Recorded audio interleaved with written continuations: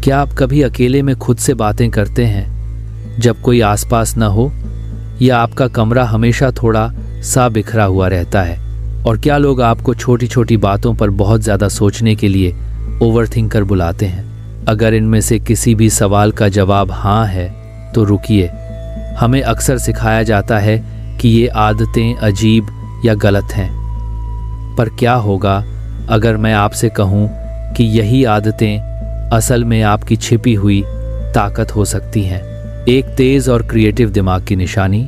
आज हम थोड़ी साइंस और साइकोलॉजी की मदद से उन 7 अजीब आदतों के बारे में जानेंगे जो दुनिया के कई कामयाब और क्रिएटिव लोगों में देखी गई हैं। हम देखेंगे कि कैसे अल्बर्ट आइंस्टीन से लेकर स्टीव जॉब्स तक इतिहास के कुछ सबसे ब्रिलियंट माइंड्स में भी इनमें से कुछ आदतें थीं। तो तैयार हो जाइए, क्योंकि हो सकता है कि यह वीडियो ख़त्म होने तक आप अपनी इन आदतों पर शर्मिंदा होने के बजाय उन्हें एक नए नज़रिए से देखने लगें। यह सिर्फ एक लिस्ट नहीं, बल्कि आपके दिमाग के काम करने के अनोखे तरीके को समझने का एक सफ़र है। आदत 1, खुद से बात करना। क्या आप कभी किसी ज़रूरी प्रेजेंटेशन से पहले अकेले में उसकी प्रैक्टिस करते हैं, या जब कोई चीज़ मिल नहीं रही होती तो ज़ोर से उसका नाम लेकर उसे याद करने की कोशिश करते हैं? अगर हाँ, तो आप अकेले नहीं हैं। खुद से बात करना पागलपन नहीं, बल्कि यह दिमाग को फोकस करने का एक बेहतरीन तरीका हो सकता है। साइकोलॉजिस्ट इसे सेल्फ टॉक कहते हैं।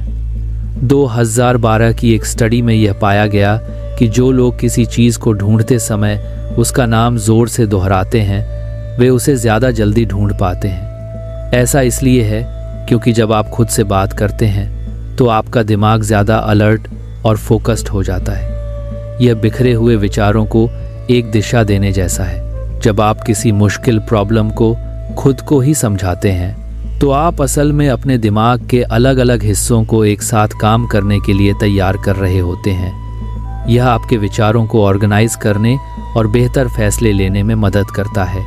तो अगली बार जब आप खुद से कुछ बुदबुदा रहे हों तो शर्माइएगा मत।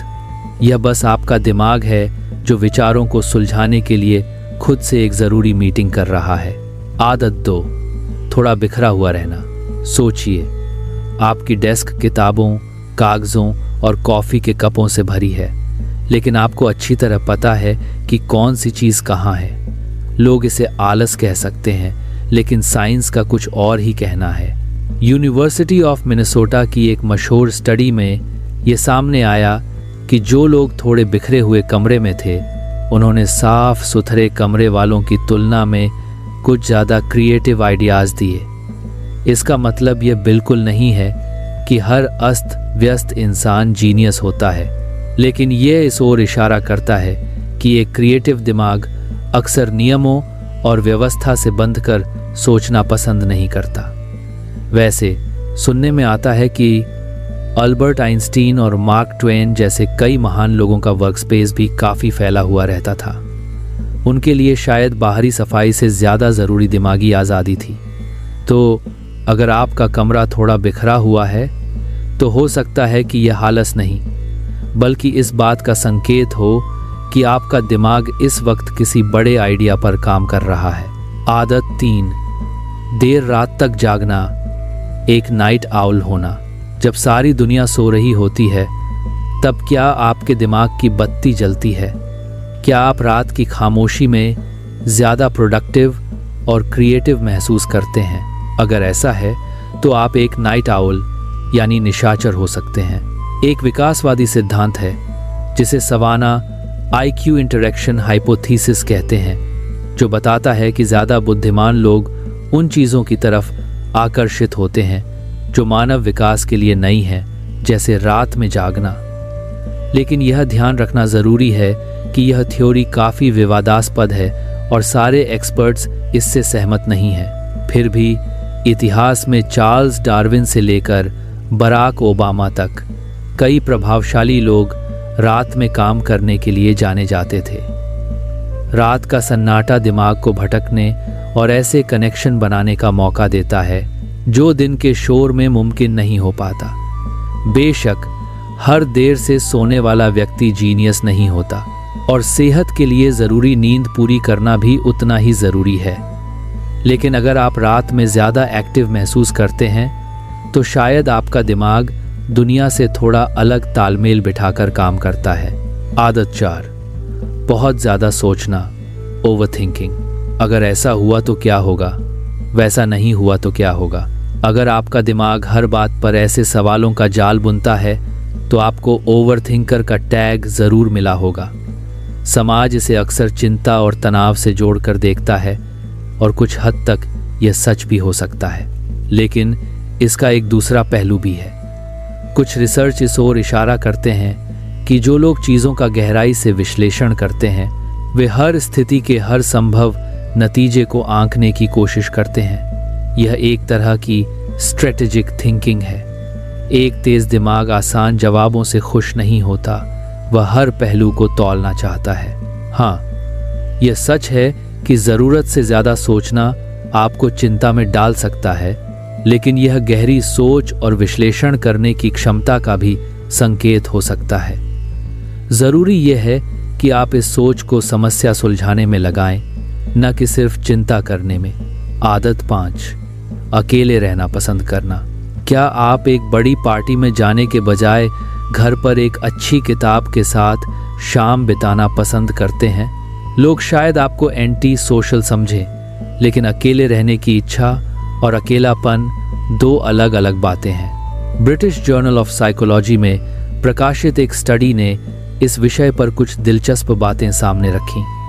उस रिसर्च के मुताबिक ज़्यादा बुद्धि वाले कुछ लोगों ने जब दोस्तों के साथ बहुत ज़्यादा वक्त बिताया तो उन्होंने अपनी ज़िंदगी से थोड़ी कम संतुष्टि बताई। हालांकि यह एक कोरिलेशनल स्टडी है और इसके नतीजों की व्याख्या पर आज भी बहस होती है।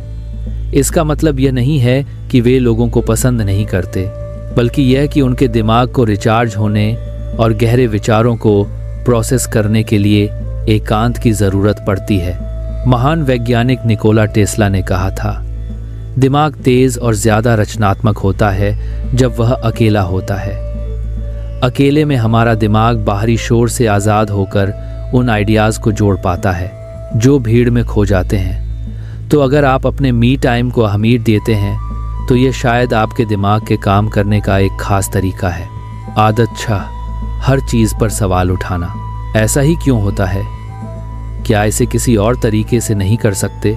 अगर आप वो इंसान हैं जो हर चीज़ पर सवाल उठाते हैं तो आपको अक्सर मुश्किल समझा जा सकता है, लेकिन यह आदत असल में गहरी जिज्ञासा और सीखने की भूख का प्रतीक है।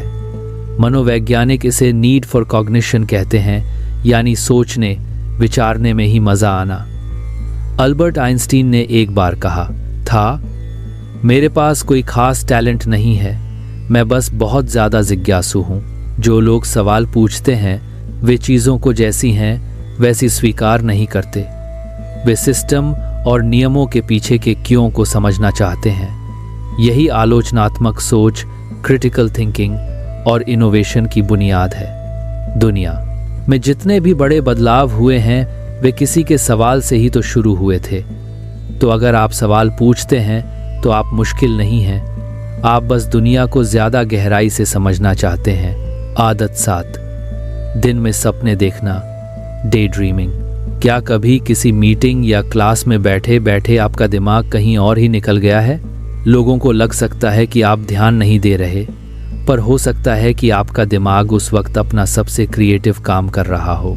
जॉर्जिया इंस्टीट्यूट ऑफ टेक्नोलॉजी की एक स्टडी बताती है कि जो लोग ज़्यादा दिन में सपने देखते हैं उनका दिमाग ज़्यादा कुशल और क्रिएटिव हो सकता है। स्टडी के अनुसार उनके दिमाग का डिफ़ॉल्ट मोड नेटवर्क ज़्यादा एक्टिव होता है, जो नए आइडियाज़ और प्रॉब्लम सॉल्विंग से जुड़ा है। जब आप जोन आउट करते हैं तो आपका दिमाग चेतना की सीमाओं से आज़ाद होकर नए कनेक्शन बनाता है। यही वो पल होते हैं जब यूरेका मोमेंट आते हैं। लेकिन हाँ, हर चीज़ की तरह यह भी संतुलन की बात है। ज़रूरत से ज़्यादा सपनों में खोए रहना ध्यान भटकने की निशानी भी हो सकता है, पर सही मात्रा में यह आलस नहीं बल्कि आपके दिमाग का शांत रहकर भी काम करने का एक तरीका है। तो ये थीं वो 7 आदतें। खुद से बात करना, थोड़ा बिखरा हुआ रहना, देर रात तक जागना, बहुत ज़्यादा सोचना, अकेले रहना पसंद करना, हर चीज़ पर सवाल उठाना और दिन में सपने देखना। अगर आपने इन आदतों में से कुछ को अपने अंदर पहचाना है तो इसका मतलब यह नहीं है कि आप रातों रात अगले आइंस्टीन बन जाएंगे। इसका मतलब सिर्फ इतना है कि आपका दिमाग शायद चीज़ों को थोड़ा अलग ढंग से देखता और समझता है, और ये आपकी खासियत है। तो अगली बार जब कोई आपकी किसी अजीब आदत पर उंगली उठाए तो नाराज़ होने के बजाय बस मुस्कुराइए। अपनी इन आदतों को अपनी कमज़ोरी नहीं बल्कि अपनी सुपर पावर समझिए। अब आपकी बारी है। नीचे कमेंट्स में बताइए कि इन 7 में से कौन सी आदतें आप में हैं। मुझे आपके जवाबों का इंतज़ार रहेगा। अगर आपको यह वीडियो पसंद आया तो इसे लाइक करें, अपने उन अजीब दोस्तों के साथ शेयर करें और ऐसे ही दिलचस्प वीडियो के लिए चैनल को सब्सक्राइब करना ना भूलें। धन्यवाद।